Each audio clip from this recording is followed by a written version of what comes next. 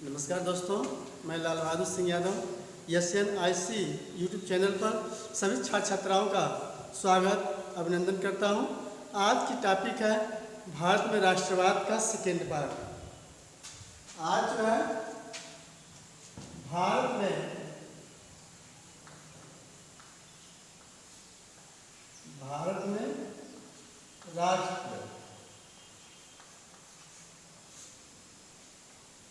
राष्ट्रवाद, ठीक, nationalism of India,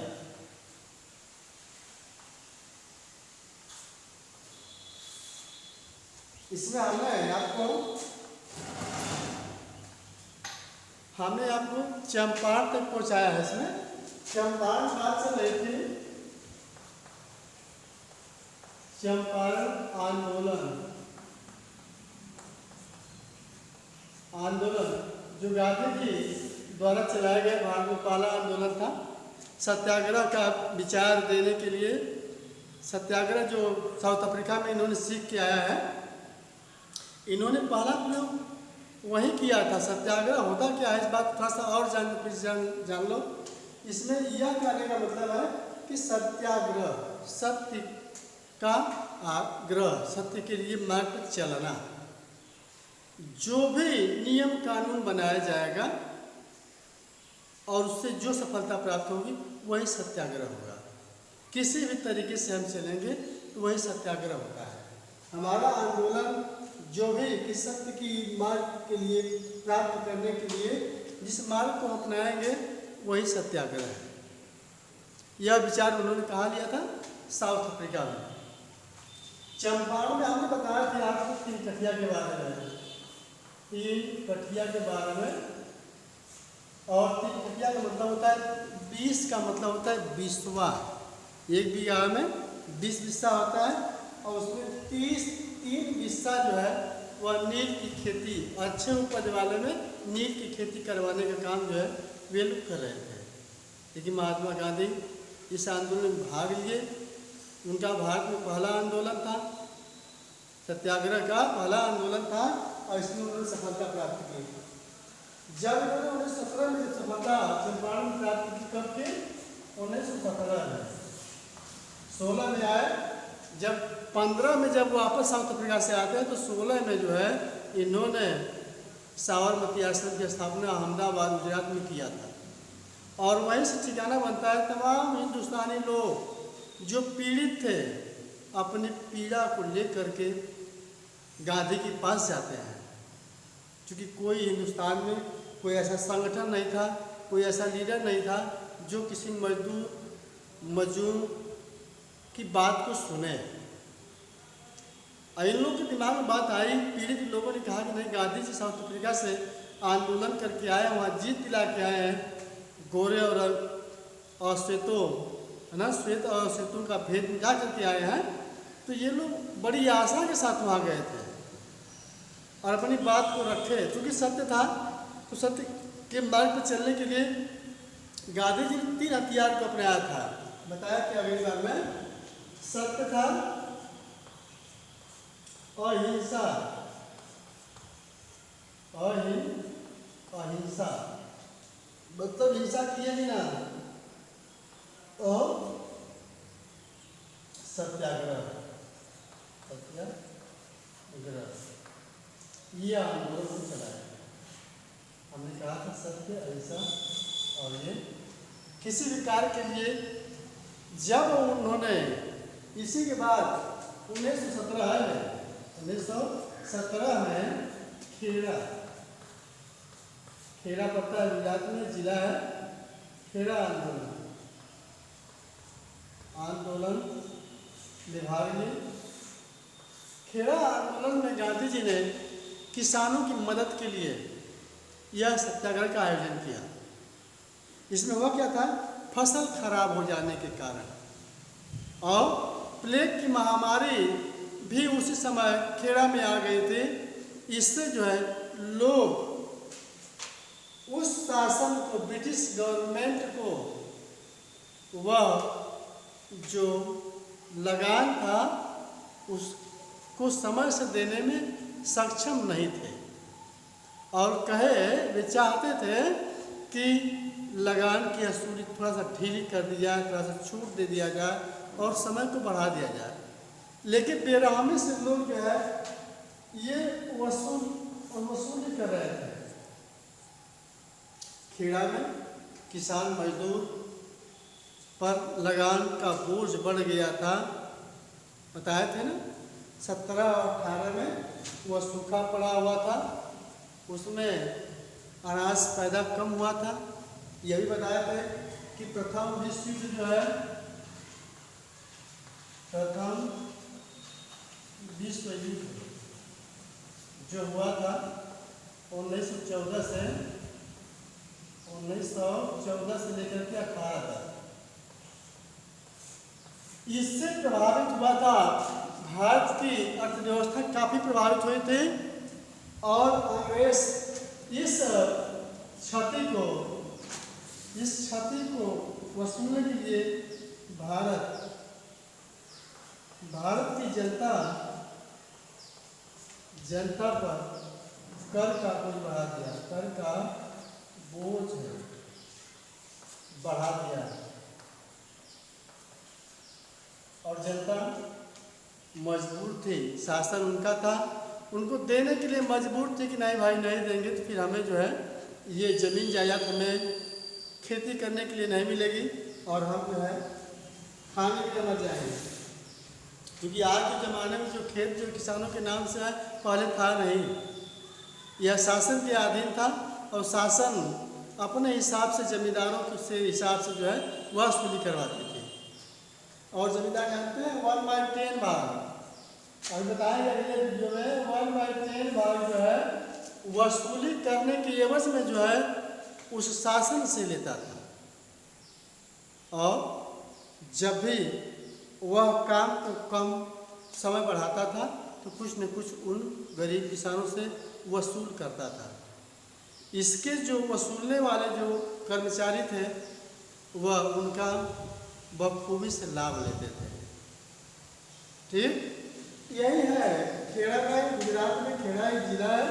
जिला में आंदोलन चला था। आंदोलन में किसानों मजदूरों की बात को सुनने के लिए वह गांधी जी के पास आए और गांधी जी ने उनके दुख दर्द को सुना और आंदोलन में भाग लिया। और प्लेग के आ जाने के कारण वो किसान जो है अपनी लगान को देने में सक्षम नहीं थे, लेकिन फिर भी कह रहे थे कि कुछ न कुछ हम जरूर देंगे, पहले हमें समय चाहिए। अगली फसल तक जो है हमें कुछ पैसा, बीज बुआई के लिए पैसा चाहिए और जो है समय चाहिए, तब अब जो है इसको वह अगले में हम भरपाई कर पाएंगे। यही कटिया वाला बात बता रहे थे नील खेती के लिए। और एक नील आंदोलन भी था। वह नील आंदोलन अलग है और यह चंपारण आंदोलन अलग है। और उससे संबंध वह भी इन्हीं से संबंधित है, लेकिन वह भी अलग है। प्रश्न एक जो है अहमदाबाद नील मजदूर जब उसको ले आया था, ठीक ना, उस समय जो है क्या था 1918 में नील मजदूर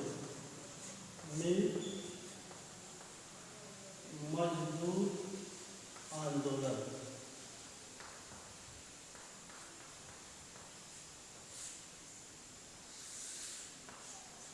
जैसे जैसे गांधी जी को सफलता मिलती गई, लोग इनके पास आते चले गए। सभी लोग अंग्रेजों के शासन से जो है पीड़ित थे। भोजन नहीं मिल पा रहा था, रात दिन मेहनत करवाते थे और समय से उनको कुछ मिल नहीं पाता था। अहमदाबाद गुजरात में यह मील मजदूर जो है हड़ताल करने लगे। कारण क्या था, उस समय जो है गुजरात में बताया ना खेड़ा वाले 17-18 में वो प्लेग आ गया था। प्लेग महामारी के चलते जो है तमाम कर्मचारी मरने लगे। जब मरने लगे, जो किसान जो गांव देहात से भाग करके गुजरात के मिल में जाकर के काम कर रहा था, जीविकोपार्जन के लिए, तो वे लोग वहाँ से जो है अपना बोरिया बिस्तर बांध के धीरे धीरे घर की ओर चल दिए। रहेंगे तभी तो परिवार का भोजन पालन चलेगा। इस तरीके से वे जो है मील के मजदूर वहाँ से जो है मील को छोड़ करके वहाँ से भागने लगे। तो वो ज़बरदस्ती जो है रोकने लगे, कहे कि नहीं नहीं आपको काम करना है। और तो इन लोगों ने कहा कि हमारी मजदूरी को जो है दोगुना कर दिया जाए, हमारा जो पेमेंट है बढ़ा दिया जाए, तब भी रुक पाएंगे, नहीं तो हम रुकेंगे नहीं। यह जो है वहाँ के मिल मजदूर, किसान कह रहे हैं, मजदूर कह रहे हैं कि हमारे वेतन को बढ़ा दिया जाए, और हड़ताल पर बैठ जाते हैं कि नहीं हमारा वेतन नहीं बढ़ेगा तो हम रुकेंगे नहीं। तो वेतन बढ़ाने की बात को लेकर के जो कंपनी का जो मिल का जो मालिक है कहा कि नहीं, हम प्लेग भत्ता आपको दे रहे हैं, जब तक प्लेग महामारी रहेगी उसके एवज में मैं खर्च जो है प्लेग के लिए देता रहूँगा। तब जो है जाकर के बात लोगों ने धीरे धीरे मान ली, जब ठीक है भाई कोई बात नहीं, हम लोग रुक जा रहे हैं और हमें जो है खर्च मिलना चाहिए। तो खर्च तो मिलने लगा। कुछ समय के बाद जो है धीरे, जब प्लेग था ही तभी जो है उन लोगों ने जो है क्या किया, वह जो प्लेग जो खर्च था देना बंद कर दिया। तो फिर जो इन लोगों ने आंदोलन शुरू कर दिया कि हम लोग मिल में काम नहीं करेंगे। काम करने की बात आई तो इन लोगों ने गांधी से मिला। गांधी से मिलने के बाद यह सत्य की बात जो है उन्होंने उनके सामने रखी और गांधी जब आ गए तो मिल मालिक के दिमाग में बात आ गई, क्योंकि 2-3 आंदोलन जो है गांधी का सफल हो गया था, इसीलिए कंपनी मालिक जो डरने लगा और डर के कह रहा था कि ठीक है हम आपकी बात मान रहे हैं। तो 25% जो है इनको जो है और बढ़ा दिया गया, मतलब इनके वेतन में 25% की वृद्धि करके इनको रोक दिया गया और इनके ऊपर से जो अत्याचार था सब हटा दिया गया। यहाँ भी उनकी सफलता प्राप्त हो गई। इनके साथ लोगों ने इनके साथ हो गए, सभी लोग इनके साथ हो गए। हमने बताया था चंपारण आंदोलन में जब जो है जब लोगों हम जब बताए थे साउथ अफ्रीका में 1913 वाले में बता रहे थे ना, न्यू कैसल से ट्रांसवाल की ओर जब जुलूस उनका जा रहा था तो क्या हो गया, तो गांधी को कैद कर लिया गया और लोगों पर क्या हुआ, उनको गोलियां बरसाई गई जुलूस पर। तो इस निर्मम हत्या को देख करके और लोग उसमें शामिल हो गए। वही बात यहाँ है, आंदोलन जब गांधी का पहला चंपारण संपन्न हो गया, सफलता प्राप्त हो गई, इसके बाद इन्होंने खेड़ा वाला आंदोलन शुरू किया किसानों का, उसमें सफलता प्राप्त हो गया। और इन्होंने ये मिल मजदूर के बारे में 1918 में यह जो आंदोलन चलाया था मिल के खिलाफ, उसमें इन्हें सफलता प्राप्त हो जाती है। तब जो है इन्होंने सोचा, तब जो है अंग्रेजों ने एक रॉलेट एक्ट लाया। रॉलेट एक्ट ऐसा दमनकारी नीति था कि जिससे यदि कोई हिंदुस्तान की जनता यदि देश के हमारे शासन में जो है वह यदि खिलाफत करती है या आंदोलन छेड़ती है, उन्हें बिना मुकदमा किए जो है इन्हें जेल में डाल दिया जाएगा। 2 वर्ष बिना मुकदमा किए, है ना, बिना मुकदमा किए जो है उसको जेल में डालने का प्रावधान था इसमें, ठीक ना। ये था रॉलेट एक्ट,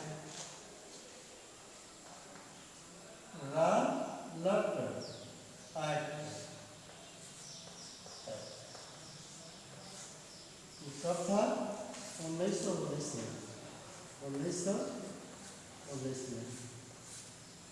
इसके बारे में हम बता रहे हैं। रॉलेट एक्ट यह जब शुरू हुआ तो भारत में महात्मा गांधी के प्रारंभिक आंदोलन जो प्रयोग किए थे, जैसे चंपारण, खेड़ा, किसान, ठीक ना, और मिल मजदूर वाले में, जब भारत में महात्मा गांधी ने सत्याग्रह के प्रारंभिक प्रयोग और उसकी सफलता से प्रेरित होकर के गांधी जी ने यह रॉलेट एक्ट के विरोध में एक देशव्यापी सत्याग्रह आंदोलन प्रारंभ किया। उसी को उन्होंने कहा कि नहीं, यह आंदोलन स्वीकार नहीं है। जबरदस्ती तरीके से ये आंदोलन का विरोध कर रहे थे। तो इंपीरियल लेजिस्लेटिव काउंसिल ने, अंग्रेजों का एक संगठन था इंपीरियल लेजिस्लेटिव काउंसिल, काउंसिल ने भारतीय सदस्यों के द्वारा जो विरोध किया जा रहा था, उस विरोध के बावजूद भी जबरदस्ती, भारे भरकम विरोध के बावजूद भी उन्होंने जबरदस्ती इस कानून को लागू कर दिया। इसको रालेट एक्ट को उन्होंने लागू कर दिया। कौन किया? इंपीरियल लेजिस्लेटिव काउंसिल ने। भारत के लोग इनका ज़बरदस्ती से इस कानून का विरोध कर रहे थे, जिससे कि देश में अत्याचार बढ़ जाएगा और जो लोग सही है उनको भी जेल में डाल दिया जाएगा। इसके विरोध में इन लोगों ने बहुत जो है धरना प्रदर्शन किया, लेकिन ज़बरदस्ती जो है इस मुकदमे को जो है लगा दिया गया। ठीक, इस मुकदमे के लगाने में महात्मा गांधी ने आंदोलन छेड़ा, क्योंकि ये इनका मन, और कहने का मतलब ये है कि उनका मन जो काफ़ी जो है प्रोन्नति पर था, क्योंकि कई आंदोलन सफल हो गया था, इसलिए उन्होंने इसमें भाग लिया। रालेट एक्ट के विरोध में आंदोलन है, क्या किया? रालेट जो है एक्ट के विरोध में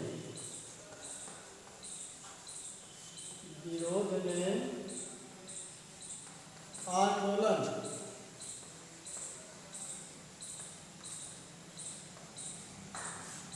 ठीक है ना? रालेट एक्ट के विरोध में आंदोलन उन्होंने शुरू किया। इस एक्ट में बता दें घटना, इसमें जो है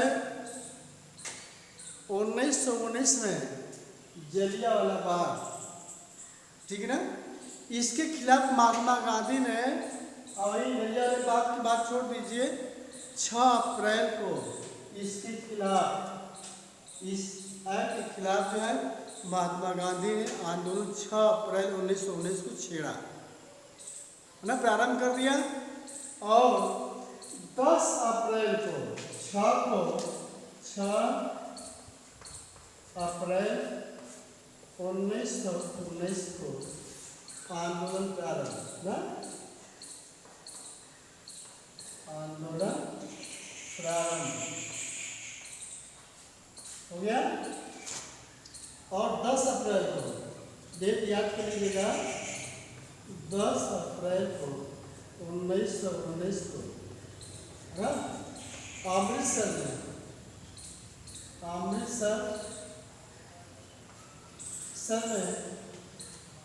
एक शांति जुलूस निकल रहा था।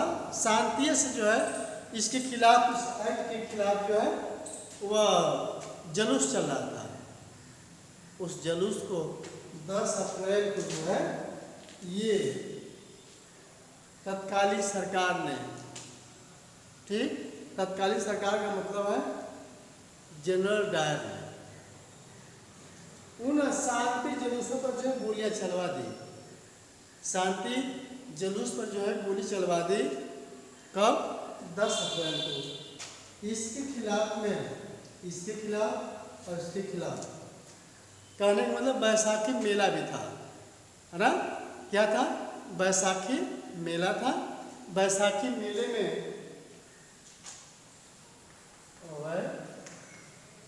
बैसाखी मेला कब था? 13 अप्रैल को। अमृतसर से थोड़ा सा दूर, है ना, जलियांवाला बाग था। जलियांवाला बाग था। उस बाग में जो है यह, इसके खिलाफ में जो है अधिक से अधिक भीड़ रालेट एक्ट के खिलाफ में थी। और कुछ जो है किसान मजदूर जो गांव देहात से थे, वे बैसाखी मेला के पर्व पर उस बाग में इकट्ठा थे। सबको ये पता नहीं था, क्योंकि इससे पहले जब 10 अप्रैल को जब यह अमृतसर में शांति जुलूस जो निकल रहा था, इस पर जो है जनरल डायर ने गोली चलवा दी और शासन की कमान अपने हाथ में ले ली। ठीक ना, शासन की कमान जो है अपने हाथ में ले ली और उसके खिलाफ में जो है मार्शल लॉ, है ना, पूरे ब्रिटिश साम्राज्य में उन्होंने मार्शल लॉ लागू कर दिया। क्या किया? Martial law.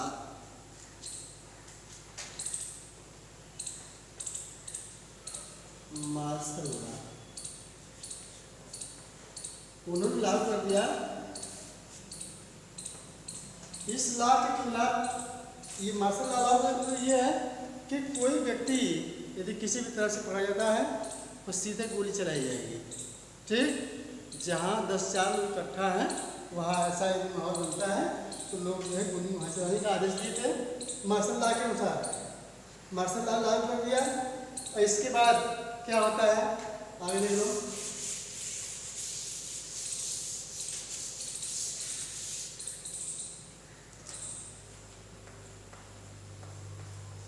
मार्शल लॉ लागू कर दिया। अब इसके बाद जो 1919 में 13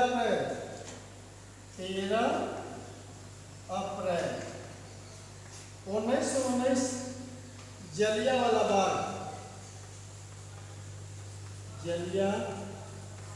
जलियांवाला बाग